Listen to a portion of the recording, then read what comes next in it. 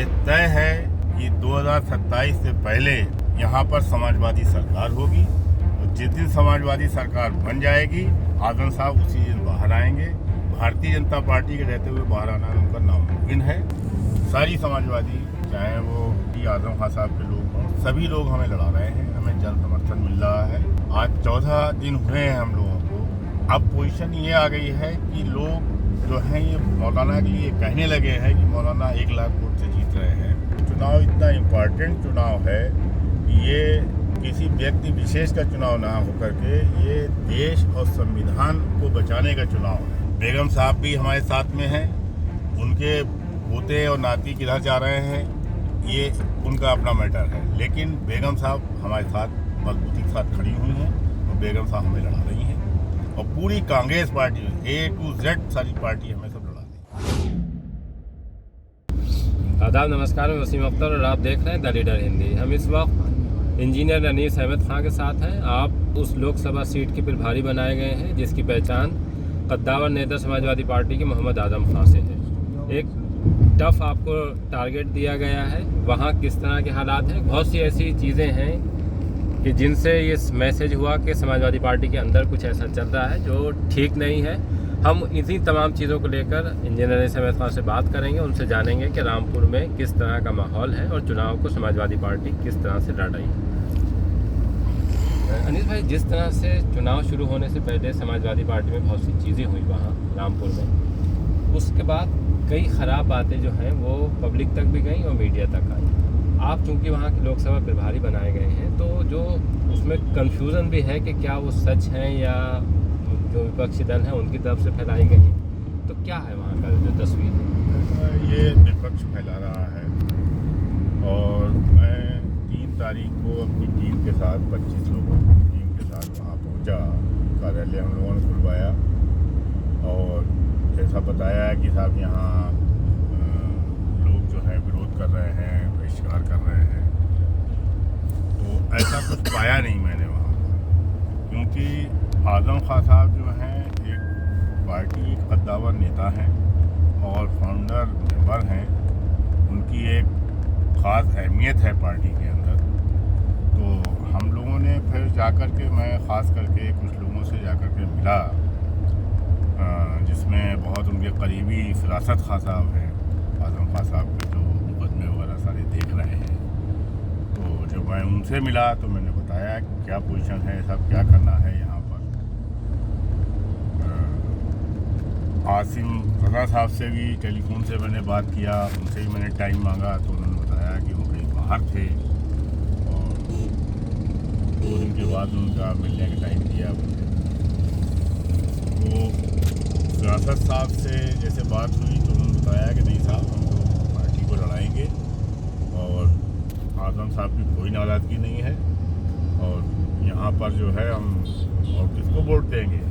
इसी बीच में उन्होंने नरपतपुर के चेयरमैन जो खालिद हैं उनसे बात किया तो उन्होंने भी कहा कि आजम साहब की परमिशन आ जाए। तो उनका अगर परमिशन नहीं आती है तो क्या बीजेपी थोड़ी जितवाओगे भाई। तो इस तरीके से मैं जगह जगह और लोगों से मिला, मशहूर मुन्ना साहब से मिला जा कर के, सलाम साहब से ही मिला मैं, पप्पू खां हैं अजीतपुर के, उनसे मिला, नुसरत प्रधान हैं उनसे मिला।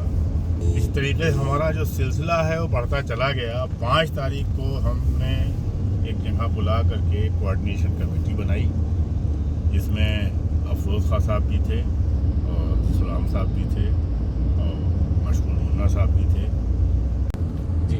तो दिन ब दिन जो है हम लोगों का जन सैलाब बढ़ता चला गया और आज पोजीशन ये है कि सारे समाजवादी लोग, सारी समाजवादी चाहे वो किसी भी पार्टी आजम खान साहब के लोग हों, सभी लोग हमें लड़ा रहे हैं, हमें जन समर्थन मिल रहा है।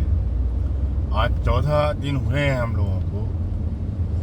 अब पोजीशन ये आ गई है कि लोग जो हैं ये मौलाना के लिए कहने लगे हैं कि मौलाना 1 लाख वोट से जीत रहे हैं और हमने जगह जगह बिलासपुर भी गया, शाहबाद भी जाकर किया। शाहबाद में वहाँ पर पप्पू खां साहब हैं, याकूब साहब हैं वहाँ पर बिलासपुर में, और तमाम लोग, सैयद नईम मियाँ साहब हैं, सभी लोगों से मिला, जितने लोगों से मिला। वो चेयरमैन हैं वहाँ के बिलासपुर के से भी मिला, वो भी आजम साहब के करीबी हैं। तो सभी ने हमें आश्वासन दिया और सब लोग चुनाव लड़ा रहे हैं और इंशाअल्लाह मैं भारी मतों से चुनाव जीतूंगा। वहाँ के लोगों को एक मलाल है, क्योंकि ये इस बार ये चुनाव इतना इम्पोर्टेंट चुनाव है, ये किसी व्यक्ति विशेष का चुनाव ना होकर के ये देश और संविधान को बचाने का चुनाव है। अगर 2024 में इस पार्टी को नहीं उखाड़ के फेंका गया तो देश बर्बाद हो जाएगा, बढ़ जाएगा, संविधान खत्म हो जाएगा। आजम खां इस चुनाव में है नहीं, वो जेल में बंद है। उनके बेटे अब्दुल्ला आजम भी जेल में है और उनके परिवार का कोई भी व्यक्ति इस वक्त इस हैसियत में नहीं है तो वो प्रचार कर सके या पार्टी का झंडा उठा के आगे चल सके। तो उनके बगैर ये चुनाव जो रामपुर में लड़ा जा रहा है वो किस तरह से लड़ा है? चुनाव जो है वो जनता लड़ रही है, बताओ जनता लड़ रही है चुनाव। आजम साहब का जो भी है वो पूरी तरीके से सपोर्ट में है। जो फाउंडर मेंबर हैं हमारी पार्टी के, कद्दावर नेता हैं, पार्टी उनके का एक स्तंभ है वो, तो वो कब चाहेंगे कि पार्टी कमज़ोर हो? क्योंकि आजम साहब को तो इस भारतीय जनता पार्टी ने हर तरीके से बर्बाद किया है, झूठे मुकदमे लिखाए हैं उनके ऊपर। आज वो जेल में हैं, पूरा घर उनका बर्बाद कर दिया, सारे लोग जेल में हैं, तो वो कैसे उसका नाम नहीं चाहेंगे कि भारतीय जनता पार्टी हारे यहाँ से रामपुर से? क्योंकि ये उनकी इज्जत का भी सवाल है, आजम साहब की इज्जत का सवाल भी है।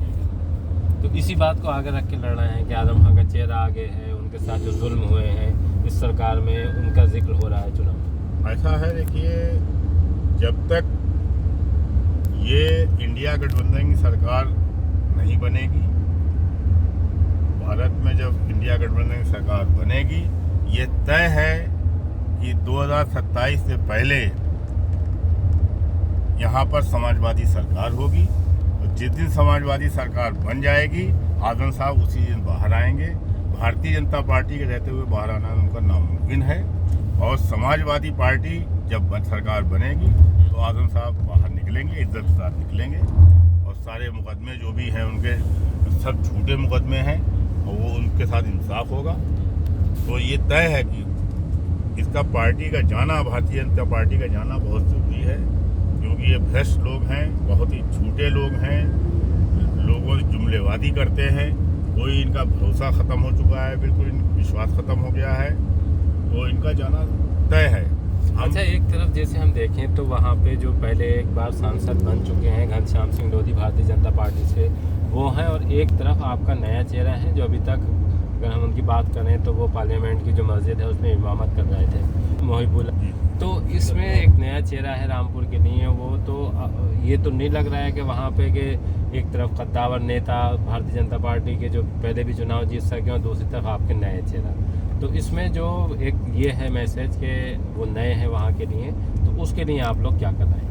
ऐसा है, मोहिबुल्ला साहब एक मस्जिद के इमाम हैं और नॉन कंट्रोवर्शियल है रामपुर के लिए। जो लोधी साहब हैं वो इससे पहले MLC भी रहे हैं और MP भी रहे हैं, उनका तो विरोध है वहाँ पर बहुत, उनका विरोध भारतीय जनता पार्टी के अंदर भी है। तो हमारा जो कैंडिडेट लड़ रहा है वो इनोसेंट है बिल्कुल, और ये चुनाव भारतीय जनता पार्टी और रामपुर की जनता के बीच में हो रहा है, किसी उसके बीच में नहीं हो रहा है, ये जनता चुनाव लड़ रही है।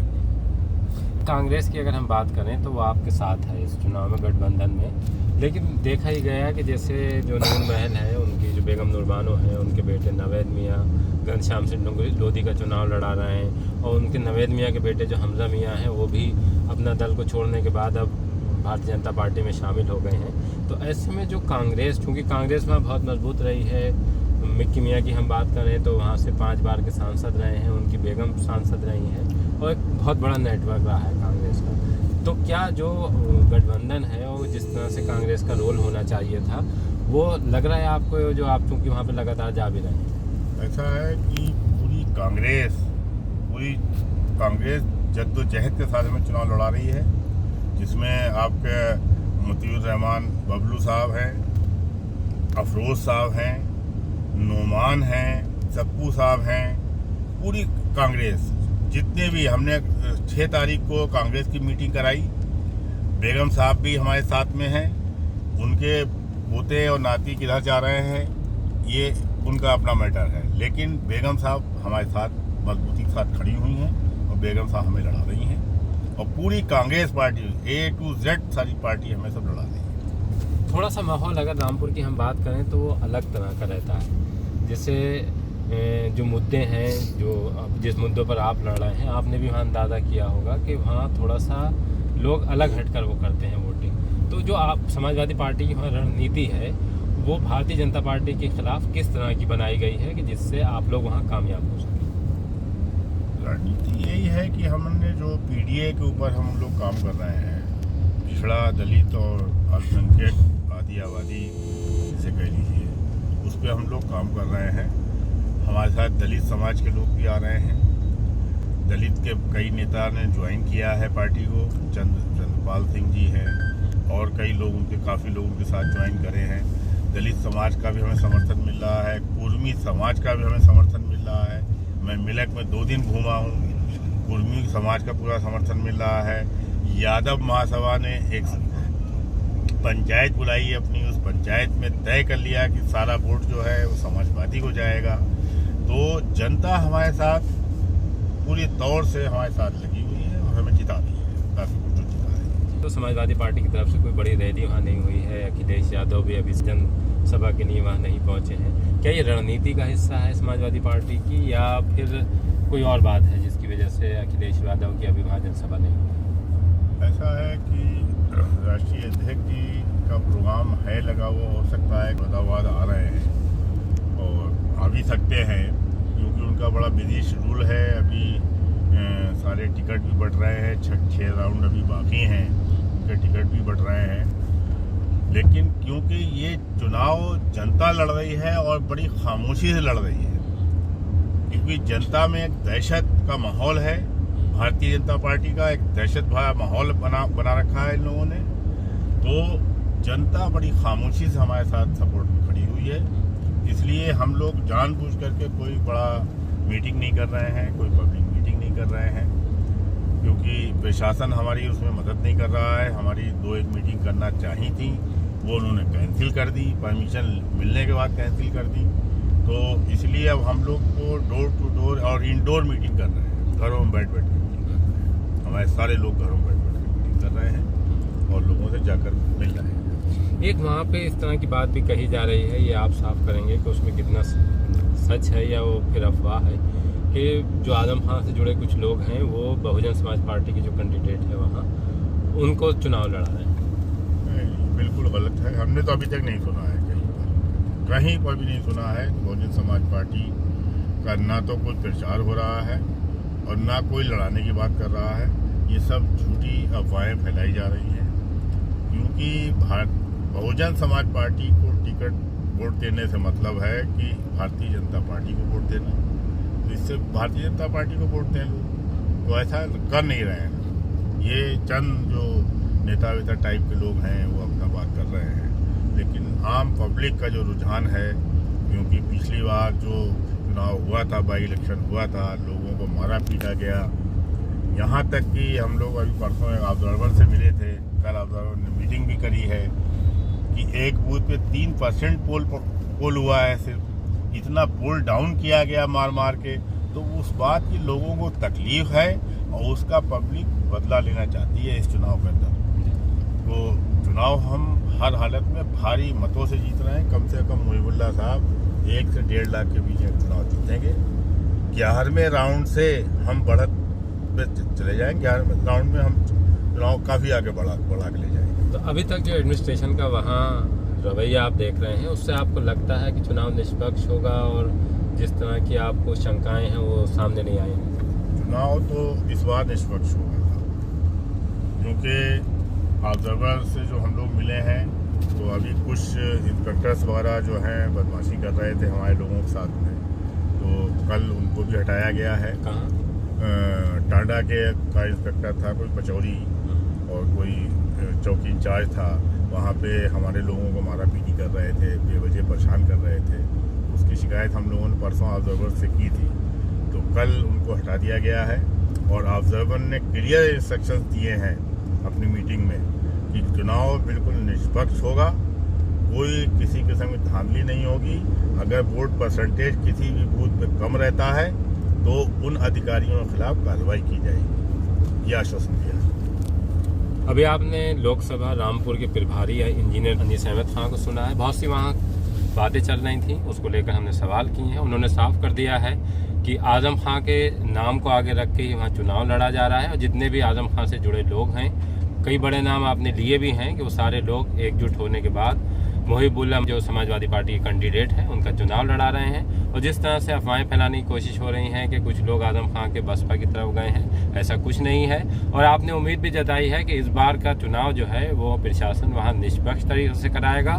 जो आपकी शिकायतें थीं वो ऑब्जर्वर के सामने रखी हैं, उन पर एक्शन भी हुआ है। अब देखते हैं कि चुनाव 19 को चुनाव है, वहाँ चुनाव में जनता क्या फैसला सुनाती है और 4 जून को उसका क्या रिजल्ट आता है।